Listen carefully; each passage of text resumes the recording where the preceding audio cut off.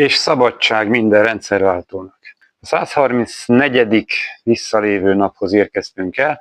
Szépen fogy a második sor is, de még azért van vissza néhány. Úgyhogy a mai napon egyszerűen csak vágjuk le a centit minden szövegszaporítás nélkül. És a kollégám rögtön be fogja mutatni a 134-es tégla rontását. Független civil források felszámolása. Civil szervezetek, hajléktalanok segítői, környezetvédők, gyerekvédelmi alapítványok, kulturális műhelyek nem az állam ellenfél szervezetei, hanem a társadalom önvédelmi rendszerének részei. A Norvég Alap és más független támogatások elzárásával a civil társadalom pénzügyileg kivérezhettetővé vált.